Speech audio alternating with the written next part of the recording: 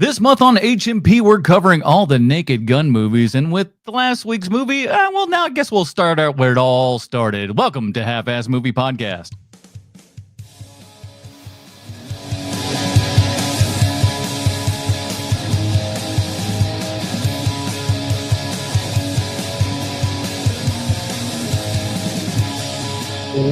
Ladies and gentlemen, welcome back to Half-Ass Movie Podcast, the show where we put together a half-ass theme as an excuse to watch movies. My name is Adam Portress, and joining me today, it's 4th and 15th, and he's looking for a full court press. Sweet Sean Zakovacs from the internet.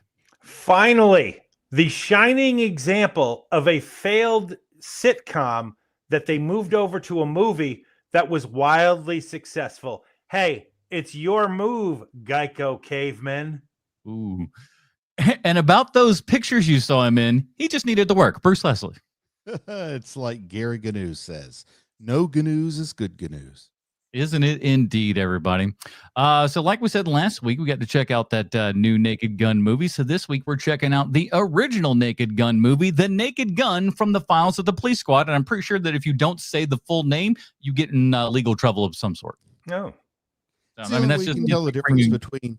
It's the only way you can tell the difference between this one and the one made almost 40 years later. Yeah, the only way. Otherwise, practically identical. I don't know the law.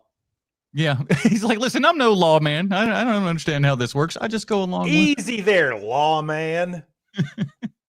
Now, everybody had these funny jokes about how, like how this compares joke to joke to the movie that we had last week and everything. I think that's going to be an interesting juxtaposition, how we've differed within these 40 years and everything, and see the roots of where all of the jokes from last week came from. But they didn't. I don't feel like they, we'll get into it, but I don't feel like they relied too much, in the new movie about anything from this for the most part, right? I don't think they recycled.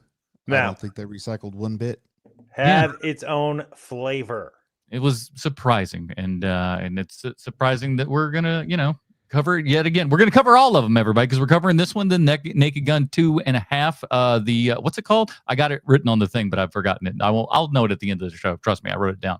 But then we're gonna do that and the third one. So even the third one.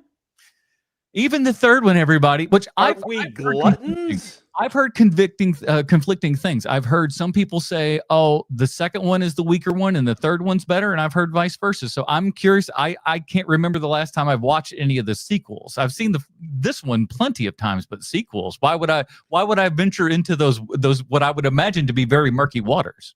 And if we're being honest, we only have so many options on O.J. Simpson month. So we got to take what we got. True. And OJ movies, people been saying it. And when you're going through Anna Nicole Smith's filmography, you can't just skip over 33 1/3. I mean, it's no, right man. And there was one, what's it called? I think it's called Skyscraper with her in it. Fantastic. Absolutely fantastic in the worst of ways. Her acting is the most wooden you've ever seen. It's the cheapest in the world, where like so many shots are shot like, somebody's sitting in a helicopter and someone's clearly just in the parking lot pointing it up at the sky. It doesn't even look like the blades are running. And you're like, come on, man. You guys are so cheap. Okay. You just sold me with that. That shot alone makes me want to see this movie. And she's talking into the thing like she's a professional, hey, we're getting onto the thing. It's a blast. That's the line between a can-do and a who cares attitude. Absolutely. But before we get into our review here of the Naked Gun series, we want to remind people that this here show is streaming out on YouTube, Kick, and Twitch, and all those fun places. And we'd like you to come in, hang out, and be part of the chat here and everything. One of the dirty babies, as we call them. Show starts around 8 p.m. Eastern. Come on in and hang out with all the other folks in the chat. And if you really like what's going on, why don't you drop us get this. We've revamped, boys. We've revamped. So we still have our Portress Bucks, which are like this. Portress Bucks. Now, those are for super chats that are over $10, right? Okay. But if the super chat is under $10, you get the new jingle. Portress Pitties, watch how they shine. Now, wow. I guess it's an acquired taste. It's an acquired taste. So we want you to listen. We want you to donate 10 or more. That sounds like the record you play in a horror movie to unleash the demon. I'm sorry. Well, that's what, unleash the demon of putting some extra change in my pocket. You see that dog? Money is the root of all evil, people.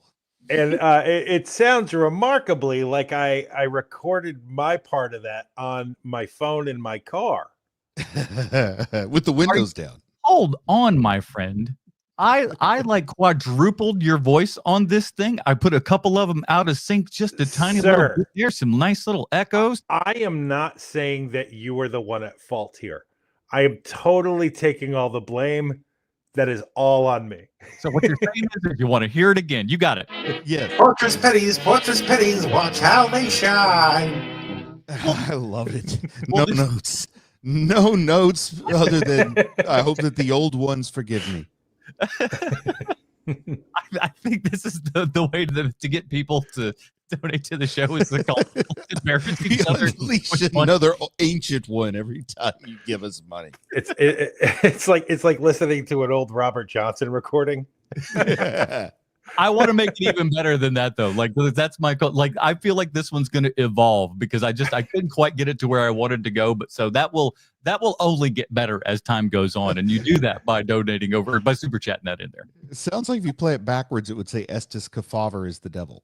Oh no, that would certainly unleash some sort of unholy demon amongst the world if we play that backwards. So I'm not tempting these sorts of things. That's sometimes you just don't go dipping in that water. Have you ever, like, there are some people that I have met that are like, the most staunch atheists in the world, but sometimes you start messing with that stuff and even they're going like, listen, buddy, I don't believe in none of this, but y'all got to pump them brakes because just in case, let's not. But go check us out on YouTube. That's ultimately what I'm trying to say. Thanks for checking out YouTube, everybody. And there we got our Movie Magic Monday, where I'm talking about the special effects in film from like the 90s and stuff like that. We got our TikTok Trash Tuesdays, talking a whole bunch of crap to people on the internet. That's always fun. Then on Thursday, I actually did a spoiler-free review of the new movie Weapons from the director of Barbarian. I will say this, if you liked Barbarian, you're probably going to like this. It's another one of those, like, well, I didn't see where this was going the entire time. That's for sure. So go check out that review and everything. And I got to be honest with you. I think horror right now is like one of the most interesting genres that's currently playing new films and stuff like that. It's just, they're trying new stuff. They're doing more interesting things than everybody else. It's just like, what a great time between this and like your Sinners and Bring Her Back and the Final Destination movie was good. Like what a time for horror films 2025 is. So well, they're making new ones, which they're not doing with the other genres. Yeah. Yeah, they decided to go outside the box. I can't wait to see what Charlie Band gives us this year. Another gem as usual, I would imagine. Yeah, probably something great. Something with a bong. No, I think they like it's sad when they go, no, all of the Evil Bong series is over. It's like, wait a minute, what now? You guys you're done with it? Wow. That's when you know something's run its course, when even Charlie Band's like, listen, we gotta hang that up on the rack. That's done. Once they started legalizing it, it was the end of my franchise. Yeah, the kids just don't find it edgy enough anymore. So it's just like, it doesn't work. But all that crap can be found over at youtube.com. Hit that like, subscribe, comment, share, all those things. Believe it or not, all of those tiny little bits of stuff make the hugest of difference in the world. So thank you. Thank you for all that. And we're all on Instagram as well. I'm on TikTok and all that crap. Links are for everything are in there. Thank you all so much for doing this. We got like, I didn't tell you boys this, but like, we had like one clip from our review of Fantastic Four, the first steps and everything that got like 200,000, views or something like that. And wow. I mean, like tons and tons of people watched it and liked it and reposted it and all that kind of stuff. And, other things like that. So we're doing fun stuff out there. So go check out all the socials and whatnot, folks. You're going to enjoy it. It's a good time. So let's get into it, fellas. I'm sorry. One more promo, I swear. Patreon.com/HMP. Pre-show, post-show, Dinger Zone. And of course, Dinger Zone, we'll be doing that at the end of this broadcast. But after this broadcast and everything, it's going to be deleted off there. And if you want to hear that, you got to go over to patreon.com/HMP. Join up at any level and get that pre-show, post-show, and Dinger Zone. Dinger Zone this week, the top 5 sports stars in movies. We got O.J. Simpson here in this Naked Gun flick, so we figure, hey, let's go back and check out all of our sports stars in movies, because there's been quite the history of sports stars not only acting in films but turning into, honest to God, acting careers. And if you've only recently discovered the show, there is a rich full back catalog of Dinger Zones there on Patreon. Unbelievably huge. I mean, somewhere we go through entire catalogs of movies, all of your Mission Impossible movies, all of your Matrix movies. If you go back years within the Dinger Zone archives, man, the plethora of gold that is back there for your diggins. Go dig, children. Please dig. We appreciate it. Patreon.com/HMP. Let's get into it, gentlemen. Here is the IMDb plot line for The Naked Gun. As we know, IMDb always 100% correct in everything they say and or do. Incompetent police detective Frank Drebin must foil an attempt to assassinate Queen Elizabeth II. This is written by Jerry Zucker, Jim Abrams, and David Zucker. Directed by David Zucker, who you'll know from Airplane, Ruthless People, Basketball, My Boss's Daughter. Would you believe Scary Movies 2 and 3 in an uncredited additional scene in Part 5? Wow. Good for him. All true. Couldn't believe it. Wow. This is starring Leslie Nielsen, Priscilla Presley, Ricardo Montalban, George Kennedy, O.J. Simpson, and the only guy to go through every single Naked Gun movie, Weird Al Yankovic, which I thought was funny, and I'd totally forgotten that was like a through line and stuff like that. And I'm like, oh my gosh, that is hilarious that we've got him, 40 years later, and he only looks like he's aged 15 years. Yeah, if that. Yeah, it's ridiculous. Those vegetarians, man. Or is he a vegan? Is he all the way vegan? All the way vegan. My word. He credits his hell to the accordion, though. It's good exercise. Oh, yeah, you're going like this a whole bunch, so those shoulders got to be immaculate, I would imagine. So, boys, The Naked Gun. My guess is you guys, this was like just a staple growing up, I would imagine. It is one of those movies that I've probably seen close to 100 times, but I've only seen the beginning maybe 5 times, because this was one of those classics. Oh, The Naked Gun is on, and no matter what part of the movie it's in, you would just join and watch, because this was a time when things like movies were broadcast several times a week and you didn't stream them. Yeah, this is like TBS. That's like one of those constant ones that you have on there and stuff like that, because it was cheap and easy and connected to Paramount or something like that. So it's like, real quick and easy. Yeah, it's a movie I've seen a million times as well. I took a first date to this movie. It went well. Nice. Nielsen really gets the ladies going. That's what it was. That's totally what it was. This is if you were to ask me yesterday, because I've seen this movie a million times, and this is the first time I've noticed this. If you were to ask me yesterday, how percentage-wise, give me a percentage, how much is O.J. Simpson in the Naked Gun movie? I would have told you, I don't know, 40%. Oh, really? Yes. I always kind of have that same thought too. I always think he's in a little bit more than he's in, and then once he falls off, I'll go like, "Oh yeah, that's right. He's only in this for like 10 minutes." Max. I remembered him as basically a cameo. Like, I even remembered a full body cast, which he doesn't have, but I thought it was like in my memory a full body cast, so you didn't even see that it was OJ. But yeah, I remembered him being in it less than he was. I was so surprised when I watched it last night, because I thought to myself, how is that going to translate now that the man is no longer with us? I haven't seen the Naked Gun in total since he had died. And so I was wondering, like, there were a couple years there where it was like, I just can't laugh at any of this. A little weird. Yeah. But then I was wondering, am I going to be able to laugh now? The answer is still no. But there is that moment where Leslie Nielsen's ass is directly in his face.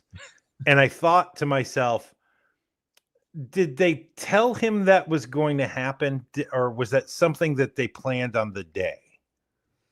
And I'm going to guess that they knew it already. And he just wanted to be an actor so bad that he was like, no, that's fine. Yeah, Leslie Nielsen. Yeah, my nose will be all up in there. Totally fine. Okay, sure. Yeah, I read one opinion piece that said it's okay to laugh at O.J. Simpson because all the jokes are at his expense. None of them It is true. glamorize him in the least. He is constantly getting hurt. No one's ever Yeah. like, really, holding him up as like, a beacon of the police department or anything else like that. He's kind of a screw up.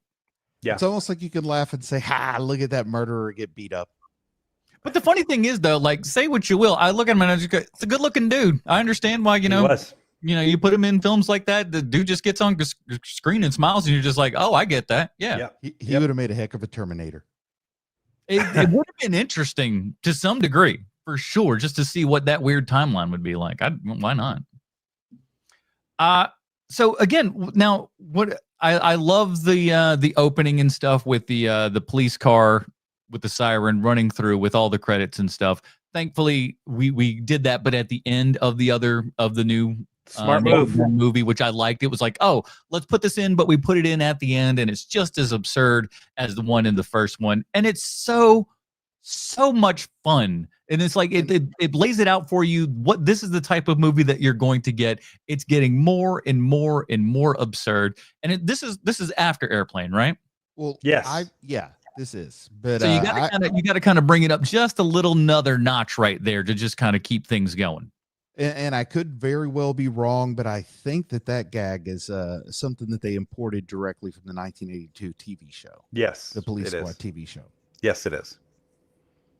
Also, I love it going places where it's not supposed to go, up in people's living rooms. So, like, that's when you get into the real fun, where you're like backing up and going in between people's houses and stuff like that. Just so much fun. I always like, they get on a roller coaster at least once every time they do the gag. So I think it's also worth mentioning, like, this is kind of a stick your neck out to make this movie, because it was largely considered a failed TV show 6 years ago. So, right. like, not only was it a TV show that didn't do well, but it's one that 6 years ago, in a time where there's not streaming and people didn't really rent TV shows at Blockbuster. So there's not much living memory of Police Squad when this comes out. I had never seen it until Naked Gun came out. Only after I saw Naked Gun did I go backwards. I feel like some cable channels started carrying it in syndication or showing, because there's not very many episodes at all. Yeah, I saw it on Comedy Central. Yeah, because of the success of the Naked Gun, obviously they brought it back out of the mothballs. Mm-hmm. Yeah, it's also one of those things that when you see the show, after you see the movie first, when you see the show, you realize just how many of the jokes from the show they cannibalized and put into the movie. And it's kind of surprising, because basically what the Zuckers are telling you is, look, we know you haven't seen the TV show. Yes. And you'll never see the TV show. So we're just going to use all those jokes in here. And I was going to say they're fortunate that no one watched the TV show, because then they would have had to write some new jokes. Right. And there's been so many think pieces written about why the show didn't work. The lack of laugh track, the fact that a lot of America, when you're not prompted for laughing, that this is where you laugh, because even the characters aren't letting you know this is funny, that for years, it's the reason why there was never a sitcom that was just a one camera show, is because of the Police Squad. I don't believe that, but that is definitely something that was written about for years. I don't know if I go so far as to give them the credit for that, but the logic still certainly applies. It does, but I think. Go ahead. One description I saw was, and I'm sort of paraphrasing here, but it was too sophisticated for dumb people, too dumb for sophisticated people. Well, because it throws the kitchen. It's the kind of humor where it just throws the kitchen sink at you. And at the time, I don't think America was ready for it. These days, it would be fine. But I think at the time, it was one of those shows where it was like, is this a drama? Is this a comedy? I don't know. That sort of thing. Because you have somebody like Leslie Nielsen, who was often known for just, mostly playing serious roles and things at that point. So, again, it's like that idea. If we had never seen Liam Neeson in anything funny previous to, Naked Gun, we'd seen him in a couple things, which was nice. And we knew that he could, pull it off and whatnot. But they'd just kind of seen, Leslie Nielsen as that's the guy in Forbidden Planet. Well, basically your audience is split into two Airplane. here, right? Yes, because he's in Airplane, and that's what most young people would know him from, and the older people would know him as a sort of leading man kind of guy. Yeah, not quite. He was like that border. Like every now and then he would get like kind of top billing, but he was usually not the top guy. Right. He seems like he should always either be a colonel or a scientist. Right. Back in those days. Right. And so, that's where your audience is split. And I as a young boy, I didn't even know the show was on TV, but if I knew that the guy from Airplane was in a TV show, I would know that it was supposed to be funny. So I also think it was just poorly marketed because I didn't even know there was a police squad. Did I read, or am I making it up that it was like against Cheers or something like that? Oh, it might have been. It seems too early for that, though. That's it what was 1982, so it might have been against like Happy Days or something. Right. Something. It was up against one of the kind of juggernauts of the day, to where it was just like, well, with three choices, that's where everybody's going. Laverne and Right. Shirley, or whatever the hell it was. Right. Dukes of Hazzard, whatever. Yeah. Fill in the blank of popular thing at the time. Mhm. I love the starting out in a completely different country. We go here, and all of our world leaders. I never quite thought about this, but how very iconic everyone is. Yeah. You know who everyone is immediately.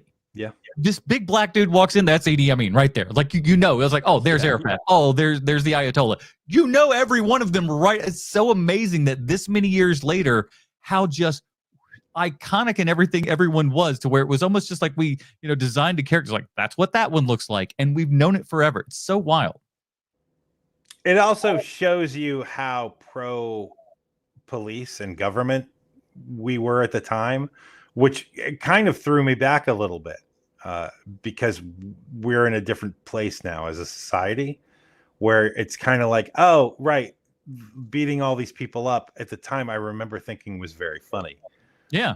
But nowadays it's just like, oh, this is just propaganda, and I didn't see it as propaganda at the time because it was the 80s. So, hey, listen, that was just a nice vacation for him. I like that. That's where his vacation spot was to just go out to Beirut and start, knocking out world leaders left and right. Yeah. Of course, with Gorbachev taking the little spot off his head and everything. Just I knew it. Dumb jokes. Yeah, this opening is probably the part of the movie I remember the least because, as I said, kind of at the top of the episode, this is a movie I joined in progress a whole lot because it is one of those, as long as you catch it before they get to the baseball stadium, you're going to enjoy this movie. Yeah. Apparently Cheers began in 82. So, wow, there you go. Maybe that was the death knell. It was an ABC show, so who knows?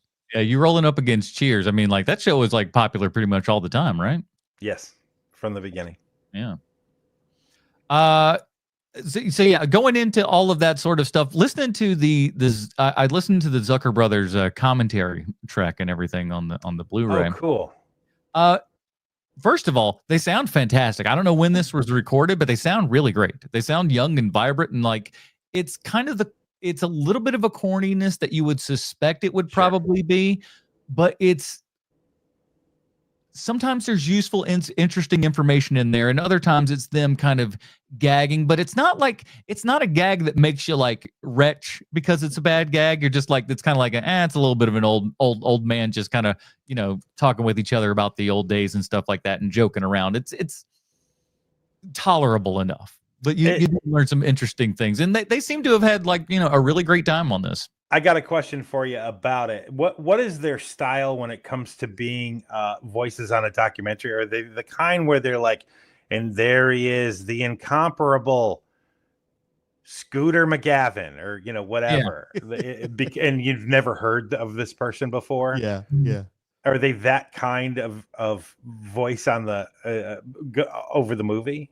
No, they're very kind of, it's kind of lively. It just sounds like three buddies kind of like yapping about the movie that they made so many years ago. And, they've got some, enough, for example, one of the big things is when OJ comes on screen, it's like, ooh, like they, they're even kind of like, they kind of skirt around exactly what sort of has happened, but like they make enough of a joke of it. But like, don't let it linger too long and don't make too big of a deal of it. But it's just enough. It's just enough to where, you'll tolerate listening to it without going completely bananas, I think. But it's good. It was informative, but yet mildly annoying. Do they it's spend like, a all lot right, of time boys. laughing at their own gags as they watch the movie? Not like a little bit, but not like in the Zoo Radio kind of way. Oh, good. They'd have a quick little, like, it's like a what I would call just a nice polite enough chuckle, just a little, and then they just kind of move on to the next thing. It's not like no one's holding their chest going, I'm coming to meet you. There's none of that going on. Okay. Is there anybody who has anything bad to say about this movie? And I don't mean between the three of us. We all clearly love this movie. We grew up with this movie.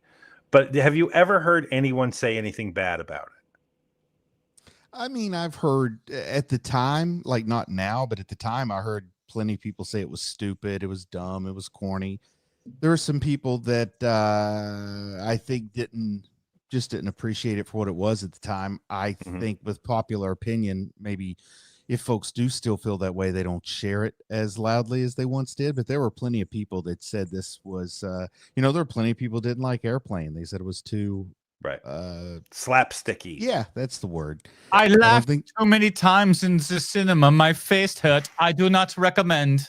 I don't think they appreciate how difficult it is to do slapstick this well.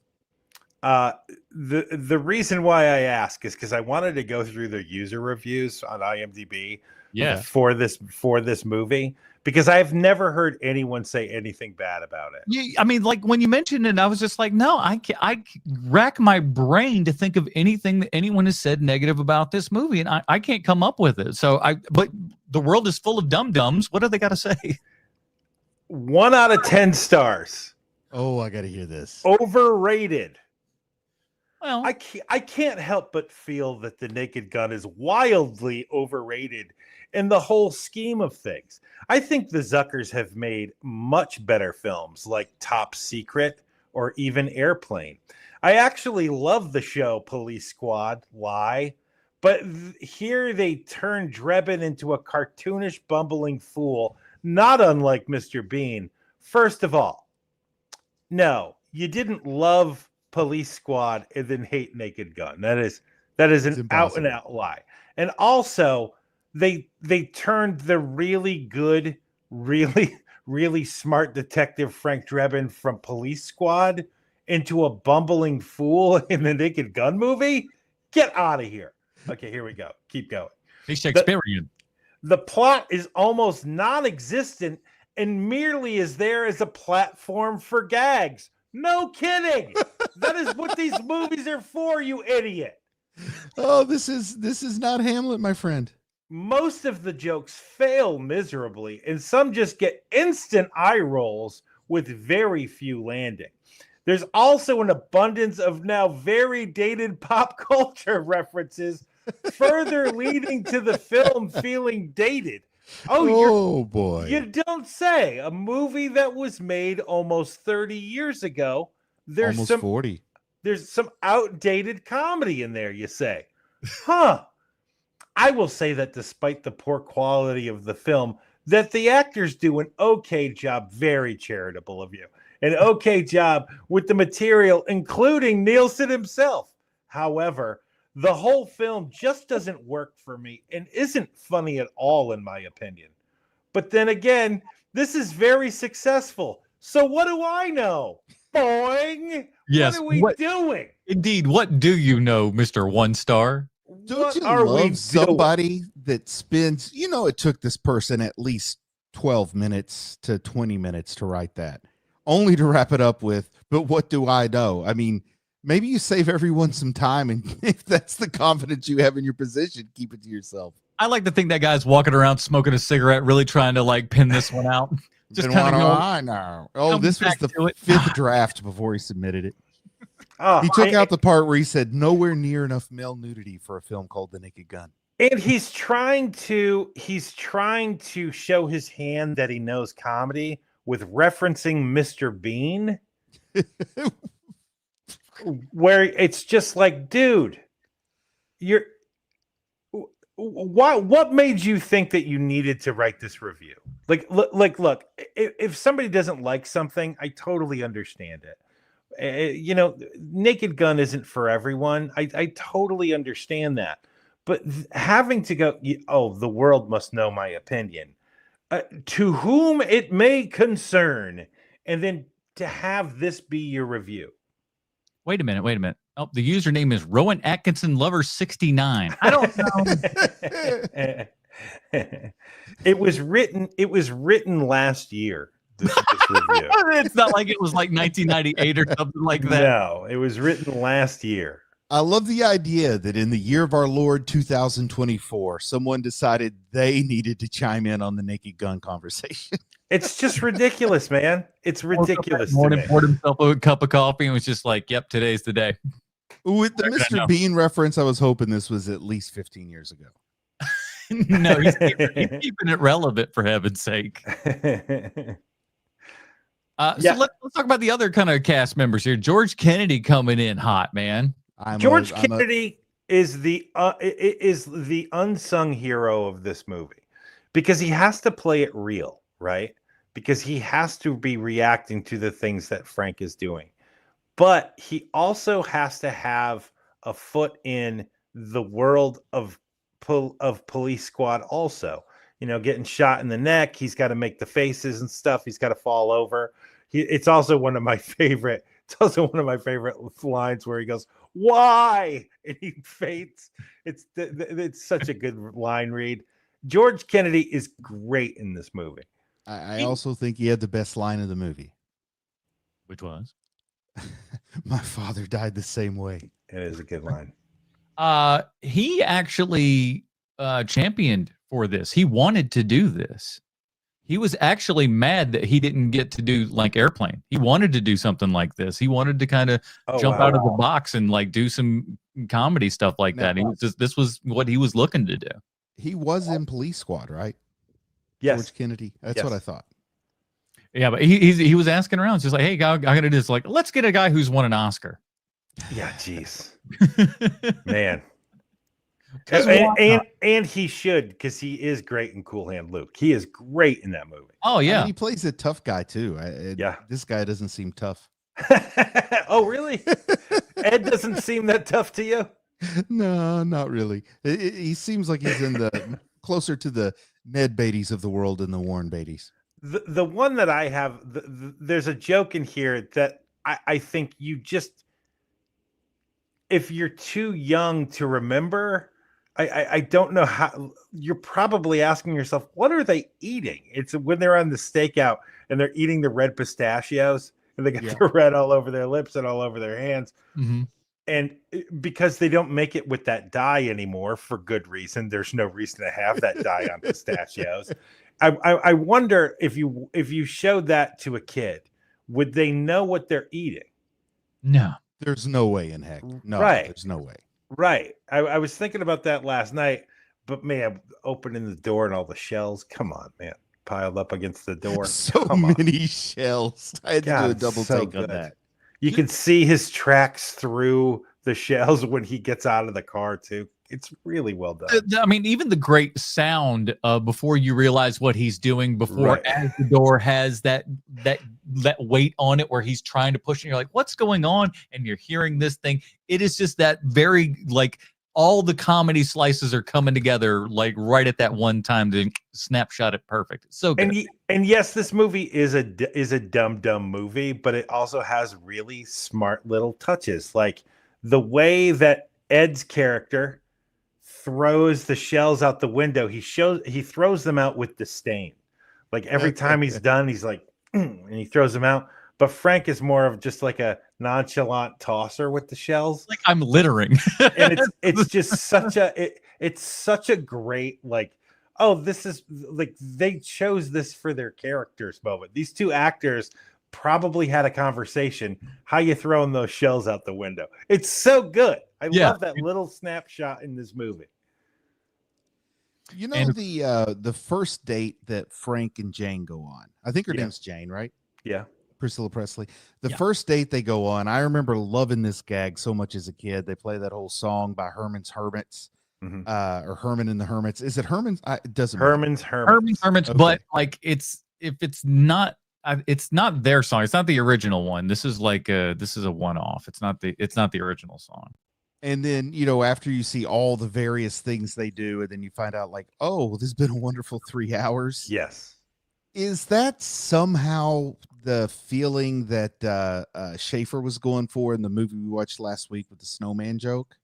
Yes. Like a little inside joke. Yes. That's kind of what I was thinking. Is now I see why they maybe wanted to do something like that. I mean, it's the thing we talked about last week, where there are jokes in the new one that are supposed to elicit you remembering something from the original.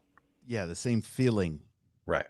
But without just spitting it at you the entire time, which was, kind of the nice part about it. It's like, oh, enough, Yeah. but not so much. So, the most famous line from this movie is "Hey, nice beaver." It's even in the trailers for the movie. So not having that line in the new one, I thought was just a great. oh yeah, Because that somebody somewhere had that note for them. Well, you got to have the nice beaver line, because corporate loves nothing more than a clean dick joke. mm-hmm. Yeah. And so to not use that is just it just shows you, oh, these people know what to do. Just having it in the background, that stuffed beaver in the background, that's more than enough. Yeah. The montage is great with the song. It's great. And I do love those, again, the joke of we're doing so much stuff and everything. But I believe it or not, like I've had at least 1 or 2 dates that are like that have been like, first dates that are like 8-9 hours, and all of a sudden it's like, oh yeah, that you have done like 58 different things. So it's, it's not an impossibility. But I just, it's as dumb as it is. They do as many things as they can. But I always like that about any movies and stuff like that, where we just do so much stuff where they go, oh, we just did this in a day. No, you didn't. Just the drive alone. Right. From point A to point B to point C to point D, that's 45 minutes in the car between each one. If I do laundry and watch a movie in the same day, I'm proud of myself. Oh, yeah. You're like, whew, oh, man, what a... What's a win? One for Team Leslie. Doot, doot. Speaking of her, though, Priscilla Presley here is our kind of love interest. Did either of you run across who the original person they approached for this role was? Bo Derrick. Yeah, the perfect 10 there, Adam. What do you think of Bo Derrick in this role? Hey, listen, Bo Derrick, very attractive lady, no doubt about that. I don't know how different it would be. She would be a different energy, I think, for sure. Yeah. She doesn't carry the sweetness that Priscilla Presley does. It'd be more femme fatale with Bo Derrick, I think. Yeah, she has a little bit more. I couldn't see Bo Derrick being pushed around by Ricardo Montalban. Right. I can see Ricardo Montalban pushing around Priscilla Presley for sure. How old do you think Priscilla Presley is in this film? She looks remarkably young, but I know she was okay. I'm going to say not based on anything other than just knowing who she is. I'm going to say 43. How about you? I thought 35. 43 exactly, Bruce Leslie. My word. Exactly. I was going to go through my reasoning. She was married to Elvis, but she was also like in middle school when she was married to Elvis, and then Elvis died in 1977. I was just kind of doing the math. Right. And she's still alive for the new Naked Gun. I mean, she's going to, I was, when she shows up on screen, I was kind of surprised with just how young she looks. She looks so young and sweet. I mean, I did not remember her being such a girl next door, all-American girl kind of thing. Because I remember her from like, what was the nighttime soap she was on? Dynasty, Falcon Crest, something like that. I am one of those. Yeah. When I first saw this movie in the movie theater, I remember thinking, wow, those two old people are really getting it on. That's great. And now I look at the movie and I'm like, Priscilla Presley is a child in this movie. Yeah, and it doesn't help that, like the 80s like hair and makeup style ages you 20 years automatically. So it's like if she had kind of modern day makeup and everything, yeah, you'd be like, oh, this woman's like 27. Well, but I mean, I could see through that now when I was a child, when I was a young teen watching The Naked Gun in the movie theater. She seemed like the oldest person in the world to me, and that was the the style at the time was. I remember thinking like, yes, that's an attractive older woman, Yeah. much like Carol Burnett. Yeah. There's like no there's no sex for a teenager looking at that lady. Yeah. Like you don't think like, oh man, I sure would like to get me some of that. I'd like to think about Elvis marrying her, but Carol Burnett. Some would Carol say- Burnett. Elvis marrying Carol Burnett. Wouldn't that be funny? I'll That tell would you be what, funny. man, there would be some shouting coming out of that bedroom. Man, Tim Conway would have a ball. And of course, we've got Ricardo Montalban here as our villain and everything. If you need a mustache twirling villain, even if he doesn't have a mustache, Ricardo's going to be twirling it. It's true. He's also got the world's worst wig on. What are you talking about? That's not his natural hair. You know, No. it's funny because I never put this together before, but Ricardo Montalban is basically it's why Star Trek II works so well. Is Ricardo Montalban and Bill Shatner basically have the same amount of ludicrousness to them? Yeah. And subtlety. How is either man subtle, sir? They have the same amount of subtlety, being absolutely zero, none. being Yeah. none. And so when he shows up in this, it just makes sense. But I was thinking last night, you could literally replace, and you shouldn't, but you could replace Ricardo Montalban with William Shatner, and you'd lose nothing. It would be the same sort of performance. It would just be more hammy in a totally different way. Yeah, your rises and falls on things would land different, but your overall performance is going to be not too dissimilar. Because they're both ludicrous people. I like the idea that Shatner still goes with the Spanish accent. That would have me so. Ooh. Well, I mean, he did that whole movie where he spoke Esperanto, so I wouldn't put it past him. Look, he likes to ride horses. He do. They always just bring that up for whatever. It's like, listen, all could be forgiven. The man rides horses. I kind of that's how I threaded that together last night. Just thinking, you know, Ricardo Montalban, he is just a very not real person. He brings he's interesting. Yes. Because he can play a character with genuine menace and a character who's the perfect parody of a character with genuine menace, but it's the exact same performance and I can't explain it. Yes. He's like a context is everything with Montalban. Yes. It's so amazing, but he works well in either situation, but it's all about context. Yes. I also think that there's the thing with him where, you know, Frank puts the pen through the fish and the pen is priceless. The fish is $20,000 and Montalban finds it in his fish tank. And you can see his thought process, his character's thought process throughout that entire scene where he's like, how did he goes through the stages. You can see it on his face.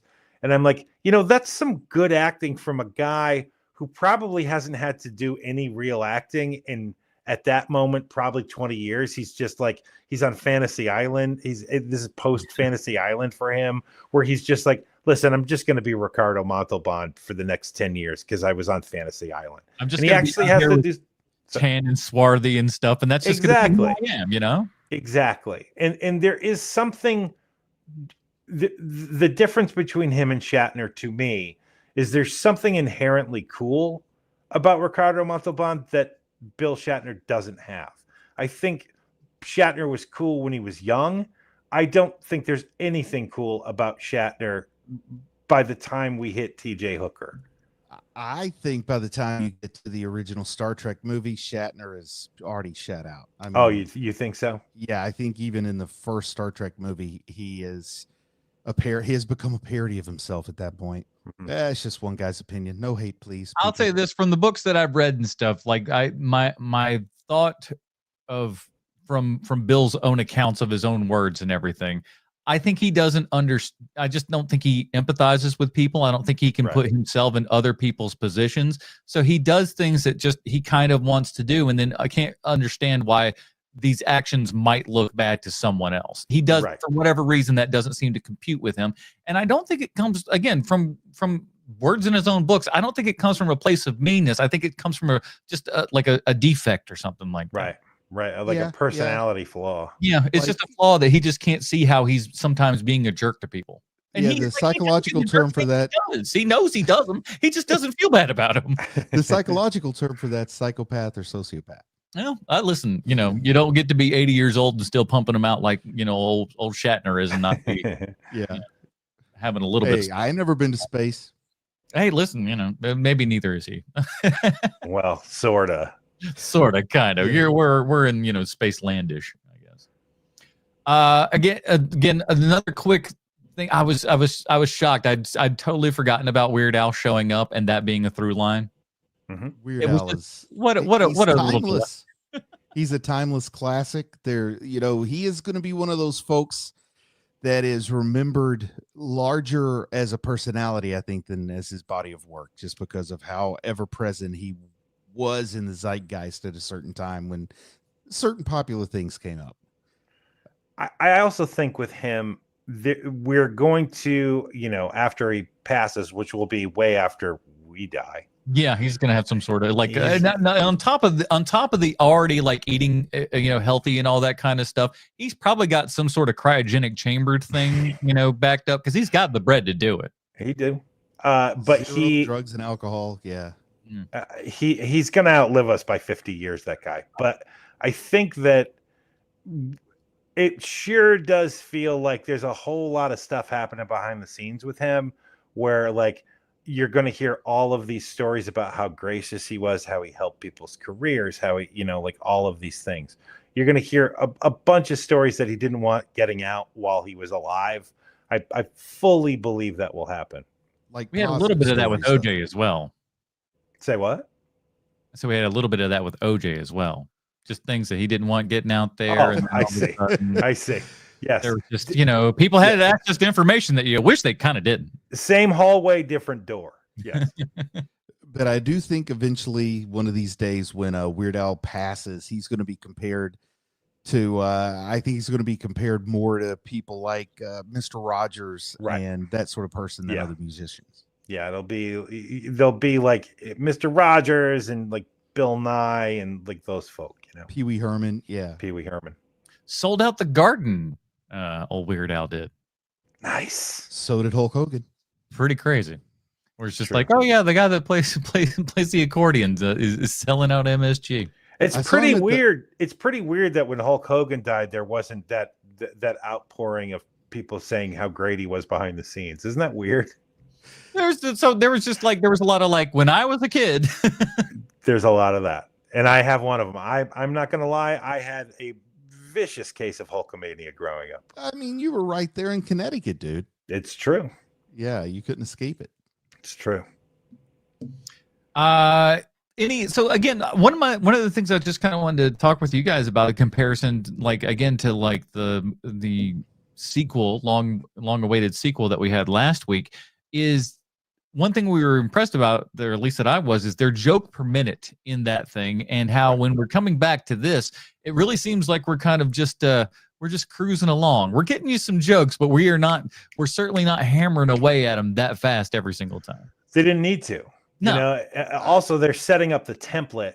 I mean, that is the thing with Zucker, Abrams, and Zucker, is that this was not a style of movie that existed before they invented it. So you kind of have the grace of, oh, we can set the tone here. Oh, then let's do that, and they do.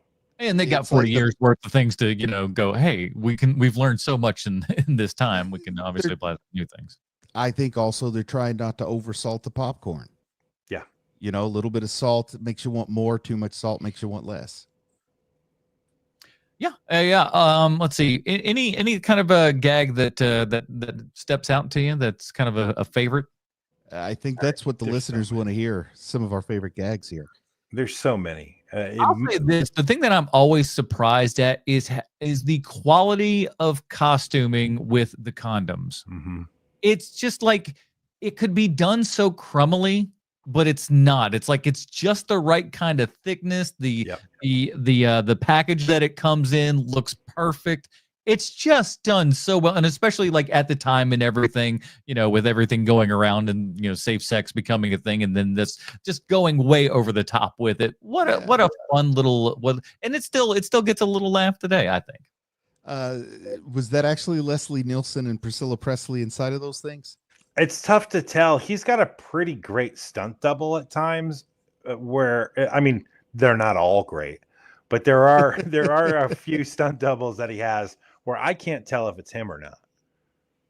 The baseball stunt doubles, well, I mean, they're at least they got the right kind of height and everything, and Right. the wig matches enough to where it looks good enough, and you put the umpire uniform on them, and all the pieces coalesce enough to where you're like, yeah, buy that, why not?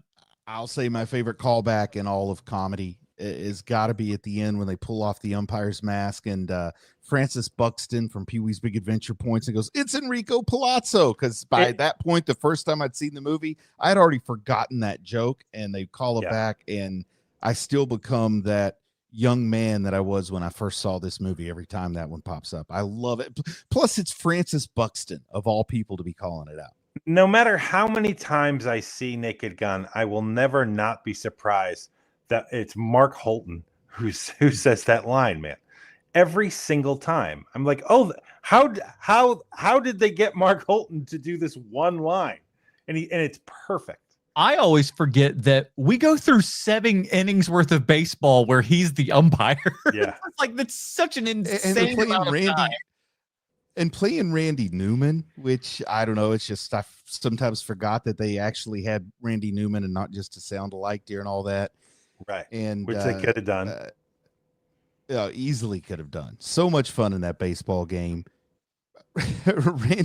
Reggie Jackson, when he's getting ready to kill the Queen, made me think of my favorite headline. The Queen died, 2 years ago? 2 years ago, yeah. Now? Mm-hmm. Yeah, I saw a head that the Queen is dead. Reggie Jackson wanted for questioning. And they just left it at that. Perfect. This just hit with so much impact because, come on, how many times did Reggie Jackson get asked, I'm sure when he's out signing baseball cards, could you say kill the Queen for me? But and it helps that the biggest star. It also helps that the biggest star at all of sports at the time kind of looked like a junior high social studies teacher too. I think that helped out. I would say to you that Reggie Jackson isn't even the biggest name in baseball at the time that they made this movie, but I grew up hating with a blinding passion, hating Reggie Jackson because he was a Yankee. I knew him as a Yankee. I was too young to know him as an Oakland A. He was just a Red Sox killer every single year. And I just hated him. I hated him so much. And then everything changes on a dime when he shows up in this movie. Like, I hated him even when he played for the Angels. And then he showed up in this movie, and I was like, all right, Reggie. All right. I think more sports stars need to be under some sort of hypnosis brain power or whatever when they're in movies, because most of them can't act. So if you turn them into brainless zombies that just say kill the Queen, you just kind of go, what a thespian. But he gave it his all with robot, with his robot movements and stuff. I was like, good on you, Reggie. He does so well. Do you know how Reggie Jackson wound up getting this, being the baseball player selected for the Kill the Queen Manchurian Candidate? I have no idea. Well, originally they were the Dodgers. This is a movie set in Los Angeles. They want the Dodgers to be the baseball team. They're actually in Dodger Stadium. They're not out in Anaheim where the Angels were playing at the time. Yeah, they're in Dodger Stadium.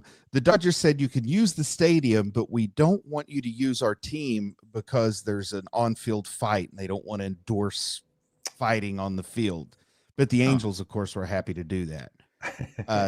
So then they end up, well, who's the Angel that you're going to put in the movie? It's going to be Reggie Jackson. He's in the twilight of his career, but he's still a big name. And He's got a lot of charisma. A time when maybe they were thinking he's going to transition to being an actor, much like his buddy OJ there from Southern California. Sure. But I don't know if he was really buddies with OJ. Don't quote me on that. But He was I not. wonder who they would have picked from the Dodgers. Like, you have Fernando Valenzuela trying to kill the Queen. Not in 1980. What is this? 88. 1980. Yeah, he's off of the Dodgers at that point. It's probably going to be Steve Garvey, who's probably the most beloved Dodger at that point. Boy, we are. I think he was with the deep Padres in 88. This is baseball talk, guys. You're right. He was with the Padres in 88. So, You're And right, my favorite baseball person is in this, Dr. Joyce Brothers. I love that a bit. If you've got Mel Allen in your movie and he doesn't say, "How about that?" then you are doing it wrong. And damn it, the Zucker brothers knew that. And he's the only one who says his catchphrase, because like all of the other sports announcers, they all have catchphrases. It's just no one cares. Like Vitale doesn't have a line, none of them. Did you go to many baseball games as a kid, Sean? I went to a few. I didn't go to a ton. I used to love rain delays because you would get like these baseball clips with Mel Allen's voiceover up on the Jumbotron. Right. So I always look forward to that. They even had like nice homage to 80s baseball with the Jumbotron showing all the clips and the stuff that they actually used to do. Yeah. I don't think they still do that kind of thing. They do not. Boy, it brought back some nostalgia, just the baseball game stuff. I think that's one of the reasons why I love the third act of this movie so much is it just stinks of my childhood. And yes, it is still the best third act in a comedy that I can think of. I can't think of another one where the third act of the comedy is the best part of the movie. And to this day, for me, this is the best third act. They finally get rolling. They start the gags start coming faster and more quick. We're having costume changes and knocking characters out and, replacing other ones and, some mistaken identity stuff going on. So they really start ramping up the pace and everything that's going on in that moment. So you really are barreling towards the end with just a lot of humor and a lot of stuff going on. So like you said, this is how you should be doing a third act, and certainly comedy.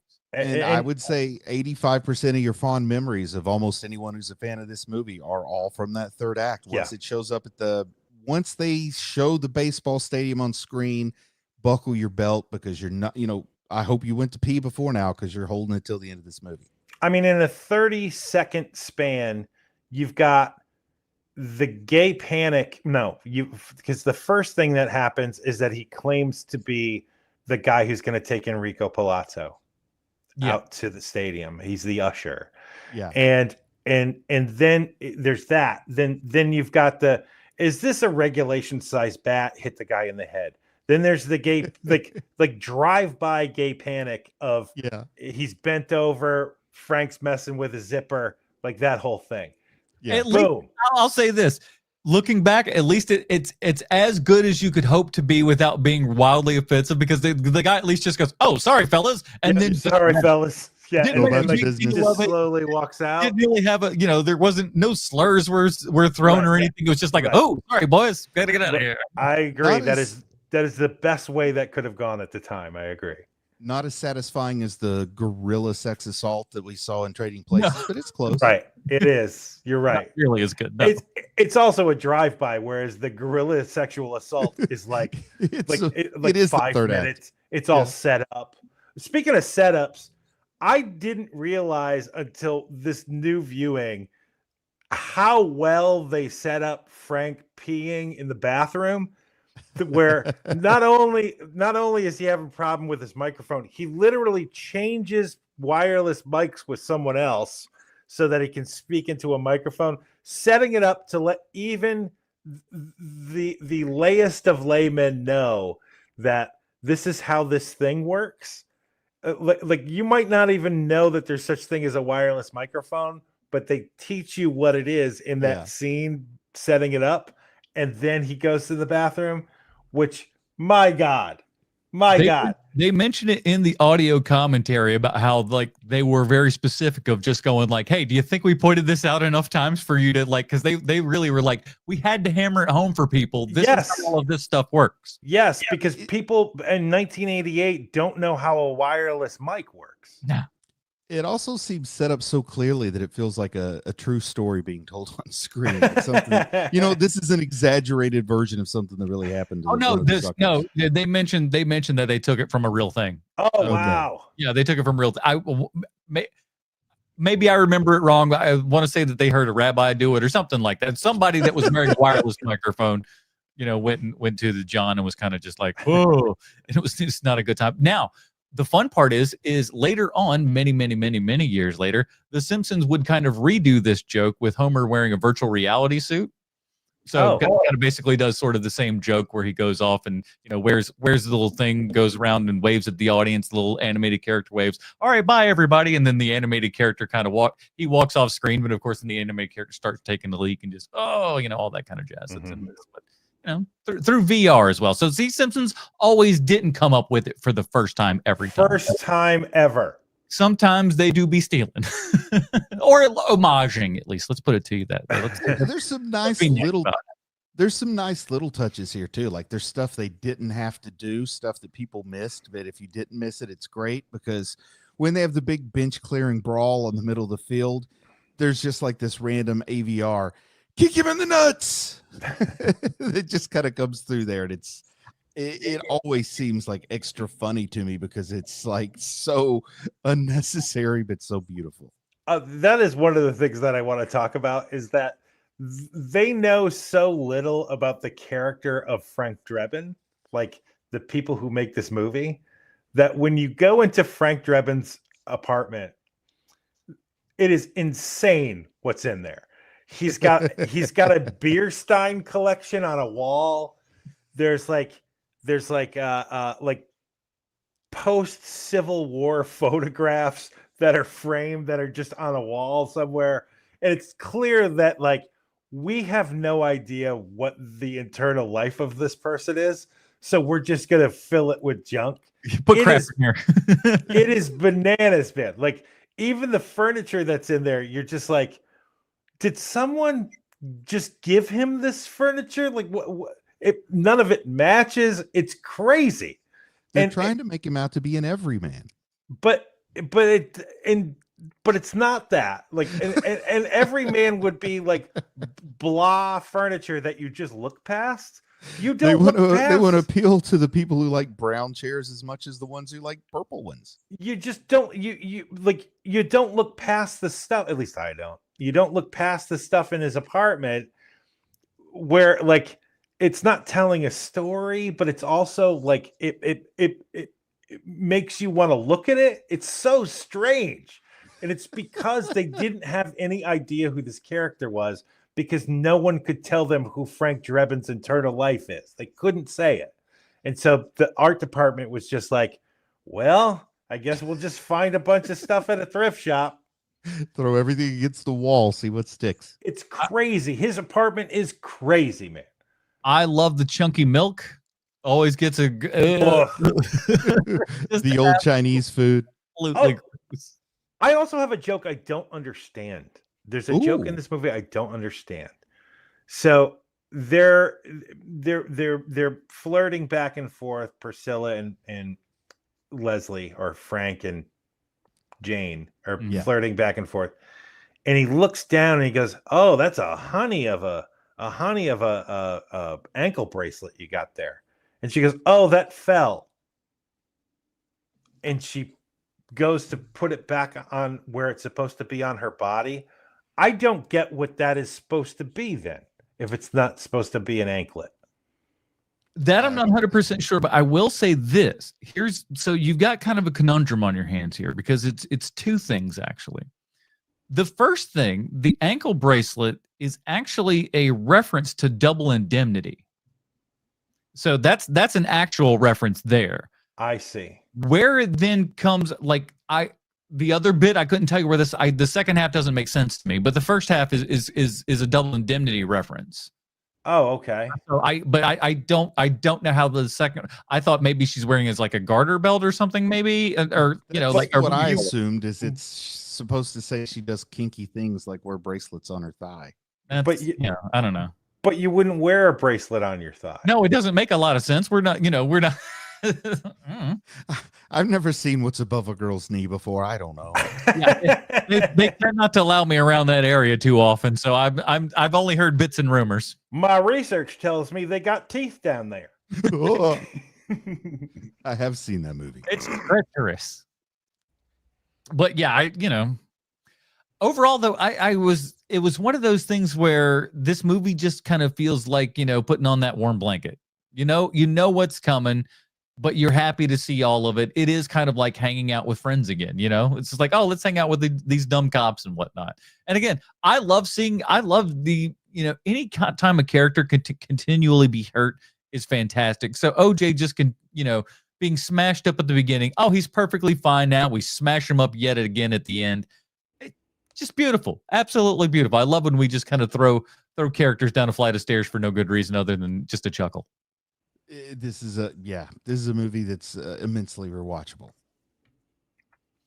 All right, so let's see if we had to recast any of this. Anybody got any replacements for any of our cast I members think here? it's safe to say not a lot of people will push back if I wanted to replace O.J. Simpson. So you put Bill Cosby in instead. Oh, perfect. Well, listen, at the time, who else are you going to really flip him out with? He was great in I Spy. Yeah, he hasn't gone down the tubes just yet. Just that we know of. Have either of you guys actually ever watched that show? I watched it once at my granny's house. Big surprise there. Is it something where it feels cool when you're watching it? I've never watched it. No, it feels awful. Does it? And it feels so weird because Bill Cosby plays his character totally straight, like 100% straight, and it just feels unsettling. Huh. At least it felt unsettling to me when I was like 12. Matthew says it's pretty good, though, so maybe I should go recheck it out. But when I watched it as a youngster, I did not see any appeal. I don't care for it. A young Bruce Leslie. All right, well, let's all come down to this. We got to give our star grades and recommendations for The Naked Gun from the Files of the Police Squad from 1988. Bruce, what do you got? I'm going to say 5 stars. We do a 5-star scale. Yeah. This is a 5-star comedy. You can watch this 3 times in the same week, and it holds up. I mean, this is done just right. It's something that's going to appeal to people of all levels of sophistication. It's got something for everybody in there. It is just funny. I love the dry delivery. It's peak Zuckers. I think this is much better than Airplane, which it really is kind of a 2-dog fight when you're talking about those guys. I love this movie. Sean? I can't, don't listen to me. This is all wrapped up in my in I saw this at the perfect age, at the perfect time. Like it was just one of those movies where it was like I've seen it a million times. Nothing makes me laugh about it anymore because I've seen it so often and I don't care. I'll still watch it.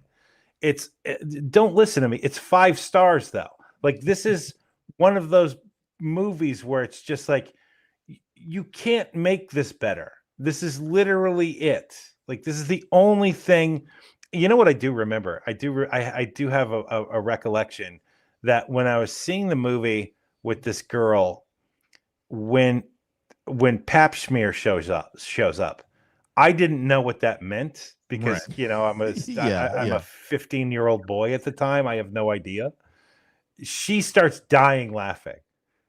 And I was like, what does that mean? And she goes, I'll tell you later. And it was one of those moments where I was like, how does she know something I don't know? Like that kind of thing. Because not only was I a dumb kid, I was a dumb kid that thought I was a smart kid. And so I will never forget that. It's 5 stars. 5 stars. I'm going to be the rational one. No. I do love this movie. I think it's really great. Like I said, it's one of those all-time classics that I would imagine that most folks have watched 1.5 million times. And like Sean said, sometimes you're not guffawing with laughter and stuff, but there is, especially as like comedians and stuff like that, people that have kind of done the same jokes a billion times, but still can find something funny. But yet you may not just be, laughing on the outside. It's kind of like, oh, that's good. That's, when you're hanging out with your buddies and stuff and, they give them something. It's like, no, it's all right. That's what this movie is like sometimes. You're like, it's good enough, but I'm not like slapping my knees super hard. But you cannot not respect everything that it's doing and the path that it laid out for everything. I'm going to very solid 4 out of 5, which again is a very, very high recommendation. So I don't know anybody can poo-poo that. Stop judging me. Too late. Yeah, listen, it's not going to be the first, and it's certainly not going to be the last. We all know that much. Well, that is it, everybody. We got another Naked Gun movie under our belts, but we got another one coming yet again. Next week, we are checking out Naked Gun 2.5, The Smell of Fear. Smell of Fear. Ooh. That's what it's called. Ooh, Yeah. I can't wait. I knew I'd have to scroll to the end to look at my script, but I did indeed write it down. So it's just like, what is that called? It's not one that kind of sticks with you. The final insult's a good one. I have zero recollection of the sequel, so it's going to be like watching them for the first time for me. The sequel has my favorite line in any Naked Gun movie. I'm not going to say it now. I'll save it for next week. Good deal. I'm kind of the same way, Bruce. It's if indeed I have watched any of these, it's been so long that I can't remember. So it is going to be like a whole, brand new thing for me and everything. It is diminishing returns. Make no mistake about it. But What? There is that really great line in the second one. And we'll discuss all of those very, very fun things next week. Until the meantime, Bruce, where can we find more of your work on the internet? People, why don't you go over to the Gram? Go onto the Gram and check out WR Collects. If you go to WR Collects on Instagram, you're going to see some of the best action figure photography you've ever seen. So go check out WR Collects on Instagram. Better go, sweet Chance. There's this weird thing that's been happening to me lately on social media where people are like, oh, hey, you're back. And I'm like, back from what? I haven't gone anywhere. Like, what are you talking about? I'm back. And it keeps happening. Do you know why that might be happening? You're like John Wick. I don't understand it. Like it keeps happening where they're like, oh, hey, you've been hiding for so. I'm like, what do you mean I've been hiding? I don't think we'd seen things from you, or at least the feed hadn't been feeding out stuff from you forever and a day. I would imagine that, you was never there, so people didn't see nothing. I kind of get where they're coming from. I don't think I'm not saying that they don't think that you have not existed. You just went silent for a couple of years. Yes, I definitely did that for sure. Yeah, you turned on the beacon and was just like, we're turning off that thing so no one else can go. We're running silent right now. That is true. I went through that okay. Well, you can reach me. You can reach me on through our email with the podcast if you want to talk to me, or try to look me up on social media. Good luck. Or leave a comment.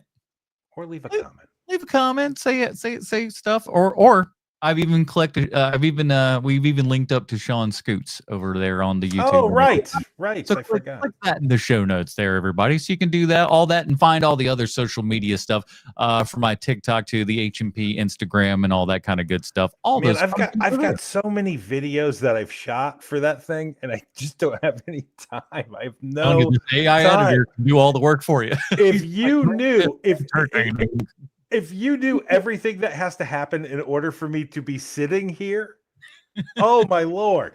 Oh my Lord. Well, that will do it for this episode of Half-Ass Movie Podcast. Join us next week when we're talking Naked Gun 2.5, The Smell of Fear. For Sweet Sean's and Kovacs from the internet, Bruce Leslie, I'm Adam Portress, reminding you to get out there and watch the movies, you dirty baby.